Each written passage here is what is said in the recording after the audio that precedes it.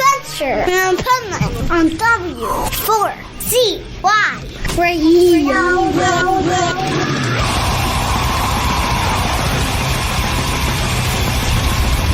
This is the Pipeman here on the Adventures of Pipeman, W4CY Radio, and I am at Milwaukee Metal Fest with Bill Mosely. Nice.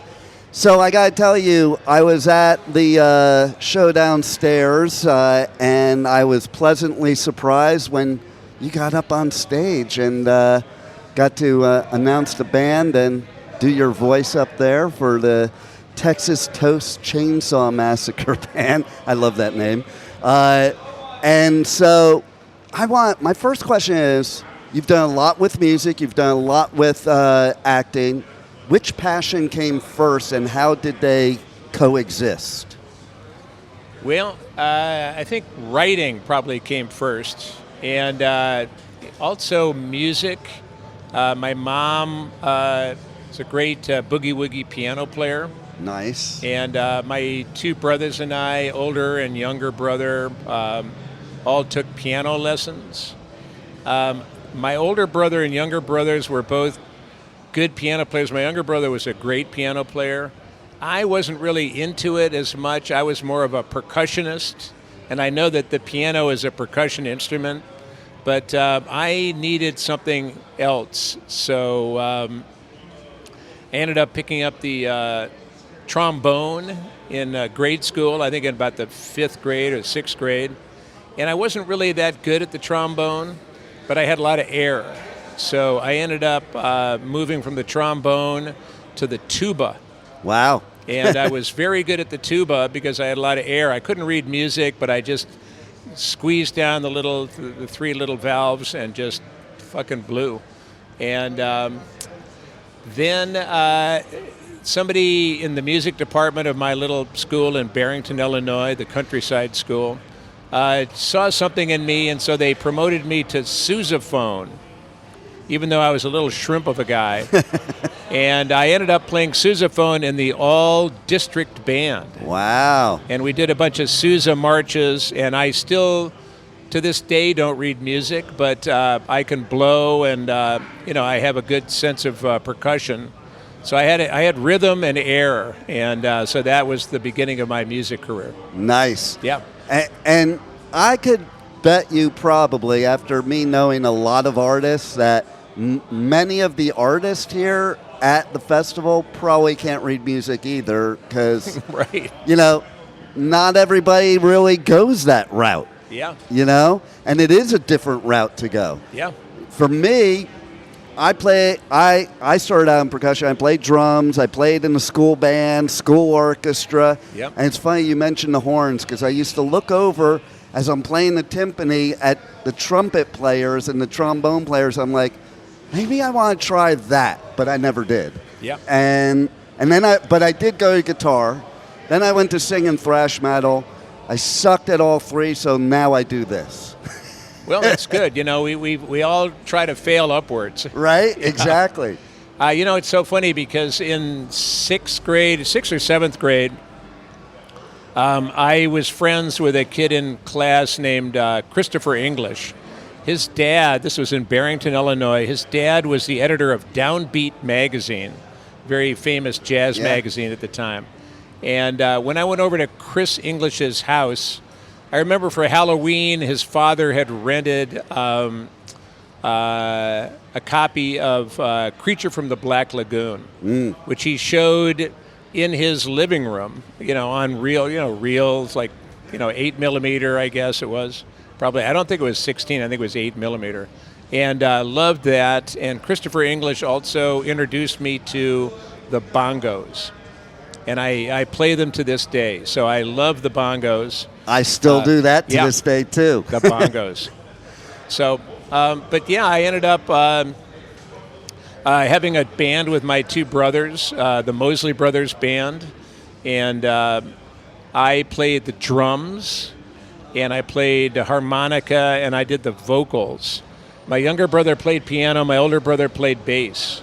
And we played for we played for our cousin's wedding. We just played at home. just because there were a lot of problems in the family at that time. My parents had split. There was a bunch of stuff going on. And so we found refuge in the music. Yeah. That was our haven. And it was a beautiful thing. So that was really the beginning of it all. And that was also how I learned how to just make it up, like make up the lyrics as I went along. And that ended up putting me in pretty good stead when I made some music with Buckethead. Yeah. Because Buckethead is a very mysterious character. And, you might see him for a couple of days in a row and then not hear from him for 6 months. So, and all of that is not about his behavior, but it's about you gotta come ready. Right. If you think, well, we'll fix it tomorrow, that may never happen.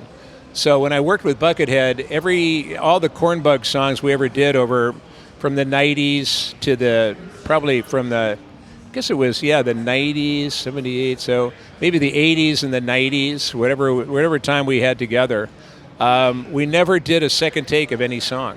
I love that. And we did I think we did more than 50 songs, but never was there a second take, and very seldom did I have any written lyrics. So I would just make the stuff up. And it was one of those, and my younger brother and I, we had that same connection, which was where he played something and I made up the words and it all seemed to fit. That's where the improv comes in. Yeah, totally, and that's where that came in, and that same kind of connection I had with Buckethead. Yeah. Like he'd play something and I'd say something, or I'd say something and he'd play it, so, and that is, when artists have that kind of a collaboration and that kind of connection, it's really very exciting. It is, and yeah. I love what you're saying, too, because I think it makes it more natural, and fans dig on that because they can tell that you are a true artist. Yes. Opposed to somebody just going through the motions. I'd say the same thing about, especially at metal festivals, which I go and do metal festivals all over the U.S., U.K., and Europe, and I never have a script, never have notes. Right. And I see all these other people, and I'm like, if I was the artist, I would slit my throat right now because that shit's boring as hell. I would literally take their script and probably throw it on the ground. Yeah. I've done it with people that do shows in my station. They come in, they do it, and I'll go in if I know them. If there's somebody I don't know, I might not, and I'll just take their script right in the middle of their radio show. And it forces people to be creative. Is what happens when you have that script. You're not being creative. You use it as a crutch. Yes. And I was led to believe, until apparently there was some equipment or gear problem, that I was going to actually sing a Cornbug song on Thursday night of the Milwaukee Metal Fest. That would have been cool. It was a pre-show. There was some entertainment, and I was supposed to sing a song. And I thought, well, let's see. There's no Buckethead. There's nobody to rehearse with.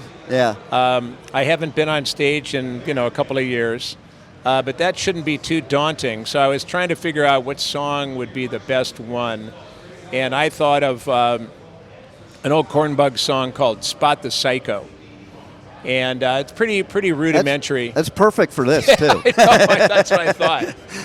Let's see. Let's see. Yeah, I mean, he killed the dog. He killed the cat. His only friend's a vampire bat. His brain is fried like a double egg. He's got a knife. He'll make you beg. Spot the psycho. Spot the psycho. I already like that song right there. It's a good one. That is killer. Yeah. Now you also... But we didn't perform it because there was no gear or band or something. But well, maybe you have to do something like a tour doing that. Bring back that. Because that's pretty cool. Well, I haven't talked to Buckethead in a while, so it would have to be some kind of a karaoke. Right. Right.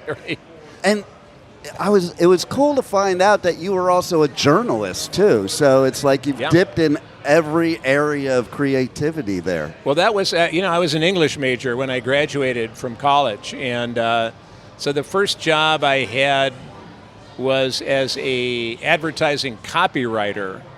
For a shop in Boston, Massachusetts. And I did that for a couple of years. That was Schmullenberger and Nargeson. And I was the head copywriter. Also, I was the only copywriter. So, that title was stretched a long way. No doubt. But I did. I think my greatest hit was that was in the Olympics, where there was an Austrian downhill skier named Franz Klammer, and he did an amazing daredevil on like one ski going 100 miles an hour and won the gold medal. Yeah. In the Winter Olympics back in, I don't know when that was. Was that maybe 76, something like that? And our bicentennial. Yeah, it was. And now that we're at 250. Yeah. I remember that well. Shit, man. And so one of our clients was Fisher Skis. And so they wanted, they had a picture of Franz Klammer and his Fisher skis and his crash helmet going down the hill, and they wanted a good headline for that. So I came up with Fast, Faster, Fisher, and they loved it. So that was my greatest hit as a copywriter. That's great. But I just thought, this is a little easy for me. And it's a kind of profession where, and I'm not trying to diss any of you copywriters out there, but it was just it wasn't challenging for me in an artistic sense. Let's put it that way. Well, that makes sense. Yeah, because it is a different personality. It's a different personality. Absolutely. And some of the best ad lines are cliches. And it's low-hanging fruit to some people in some ways. So I lasted about a year doing that, and then I split town and ended up moving to New York in, I think it was 1978. And so there, and what I did there was I wrote for magazines. I wrote for National Lampoon. My best paying gig was a science fiction magazine called Omni. Yeah, and I interviewed scientists. That's cool. Yeah, so I did a lot of stuff. Well, that's like me. Okay, so Yeah. I went to college for first pre-med, and then I graduated with accounting and marketing. There you go. And then I went to New York Academy of Dramatic Arts. Very nice. I have all those personalities. Right. So one thing didn't fulfill anything. Right. So it's all these different things, and not necessarily for a reason either, except my own knowledge, fun, because I'm a knowledge junkie. So it's I collect degrees and certifications like some people collect trading cards. That's good. Yeah. But it also, I have a trivia question for you. So Okay. we'll now switch gears to Okay. Bye New York. Yeah. Right. To Texas Chainsaw Massacre. Yeah. So I have a trivia question for you, and it's a trick question because I'm probably the only one in the world that knows the answer to this question. Okay. Do you know who was, and I've never ever done this live or on my radio show or publicly ever, who was the roommate of Dennis Hopper's when he was in rehab before Texas Chainsaw Massacre? I wouldn't have the slightest idea. No, you wouldn't, because it was my father. Oh my God, that's awesome. It was so funny because he always used to brag about it. He's not with us anymore, but he always bragged about yeah, I was in the nut house with Dennis Hopper. Wow. Right? And I'm like, that's pretty funny. And he was definitely whacked out of his mind at the time. He called me up and had me try to break him out of the place. Right. And I did try. Your dad or Dennis My Hopper? dad did. Okay, right. But I'm sure we would Dennis have brought and I, Dennis along. Yeah. I was 16 years old, and I Right. showed up at the place Right. I'm going to really break him out. I don't Wow. know what I was thinking, but, Wow. I was 16 and listening to my father. That's what I was thinking. Well, there you go. Well, because Dennis had just come out of a rehab, I guess, my understanding, and he came out and did a 3-pack of movies. One was Blue Velvet. Right. One was, I think it was Hoosiers, and Texas Chainsaw 2. So Yeah. that's a hell of a 3-pack. And what a comeback. Yeah. I mean, Yeah. he's known for the biggest comeback ever. Yeah. So That, I think, is really cool, too, because it Yeah. shows no matter what happens in your life, whatever issues you're having, Right. you can change it, and it can be changed. It can be changed. Yeah. Not necessarily you, but it can be Exactly. It changed. can be changed. Right? A lot of times it's behind bars, but That's it true. can be changed. So Yeah, it's I want to true. know about, and I hope I'm saying it right, I want to know about the Texas Chainsaw Manicure. Well, I was living in New York, so I was in New York from 78 to 86. And in 1984, I guess, I was visiting. I was spending a little too much time in the Mud Club and Studio 54. I was writing a gossip column for Us Magazine, so I had free admission to a lot of late night clubs, and I certainly took advantage of that. So I thought I'd kind of clean my act up by spending a summer on a dude ranch in Cora, Wyoming. Wow. And that's a culture shock. That was the Boxar Ranch, and I was out at the Boxar, and I was doing, I wasn't a cowboy, so I was doing a lot of grunt work, like, digging irrigation ditches and stuff like that. So I was out there, and I was working with a kid who was I think he was maybe 16. His parents had sent him out to this same ranch to kind of make a man of him or straighten him out, I guess, because he was I don't know if he was a juvenile delinquent or just a nut, but he was a sugar freak.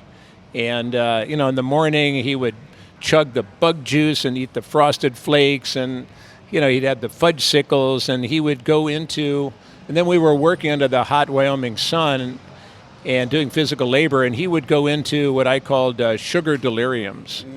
And he would just suddenly start speaking in tongues, but in cartoon voices, advertising jingles, top 40 songs. I mean, all kinds of crazy stuff. And I would usually just turn a deaf ear to him. And we were working one day, and he's going, Captain Crunch, doing his crazy shit. And then all of a sudden he goes, Texas Chainsaw Manicure. And then he goes back to Captain Crunch and crazy rabbit talk and whatever he was doing. But I heard that, and it was almost like it hit me on the head with a sledgehammer. And I went, Texas Chainsaw Manicure, and I immediately saw it in my head. Like, woman goes to a beauty parlor, gets her hair done, sitting under the dryer, wants a manicure, out comes Leatherface. So I had that flash. I went back to the bunkhouse and kind of wrote out the rudiments of that. I finished my stint on the ranch, came back to New York City, gathered some friends, worked out a script, and I ended up, getting a bunch of friends together. I think it was maybe $500 altogether. And I lived in Manhattan. We found a beauty parlor out on Staten Island called Sonia's Hair Fashions. That's a perfect place to pick, Staten Island, to do this, okay? Yeah, right, home of Terrifier. So right? So we went out to Sonia's Hair Fashions, spent a day. I had met a guy at one of the clubs. He was one of the bouncers at one of the late night, Manhattan clubs. He was a naval power lifter. He was 6'3" and 300 pounds. So we recruited him as Leatherface, and so we shot this. Woman goes into the beauty parlor and she gets her hair done. She's under the dryer. She wants a manicure. The beautician goes, manicure. That you hear the saw rev and the sliding. Of course, got to be a steel door. Slides open, and out comes Leatherface. And he's coming toward this poor woman who's literally trapped under a hairdryer, and he starts sawing on her fingers. She's screaming bloody murder. It's terrifying, and everything kind of goes. It doesn't do a blackout. It's kind of red out, and then we come back, and this woman is passed out. Leatherface is gone. Beautician pats her on the cheek. Ma'am, wake up. The woman wakes up. She goes, no. Oh, she looks at her hands. She's got a perfect manicure. Wow. And then she comes outside to her husband in the pickup truck, and that's me, and I'm dressed and made up as the hitchhiker. And she comes out and she goes, "Look, honey, I got the best manicure ever." And I had gone to the market and gotten a big hunk of head cheese, which doesn't really look very dramatic, but if you know what the ingredients are, it's very funky. And she goes, "Look, I got this best manicure." And I go, "Hey, that's great, honey. We should celebrate with some head cheese." And a friend of mine, fast forward like a month or two later, I was covering the making of, I think it was 2010, a Space Odyssey sequel out in Los Angeles. And I went to see a friend of mine who was already, a young guy. I went to prep school with him. He was a young guy, but he and his partner had already written Who Framed Roger Rabbit. So he was an established, hot, young screenwriter.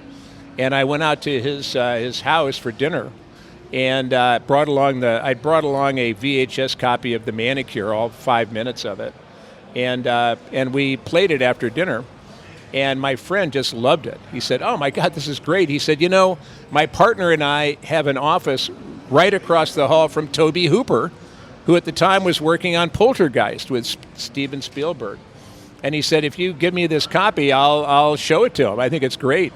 And I thought, that's a great idea because I was already in debt. I was getting done to pay for the editing of the Chainsaw Manicure. I didn't really see beyond his offering. I didn't see that. I didn't think about, Tobe Hooper will then hire me. I just thought, wouldn't it be great? I've gone through a lot of trouble with this. Wouldn't it be great if Tobe liked it? That would be fun. And so he walked it across the hall. He showed it to Tobe. Tobe apparently loved it, called in his producing partner, Steven Spielberg. He watched it. They loved The Manicure.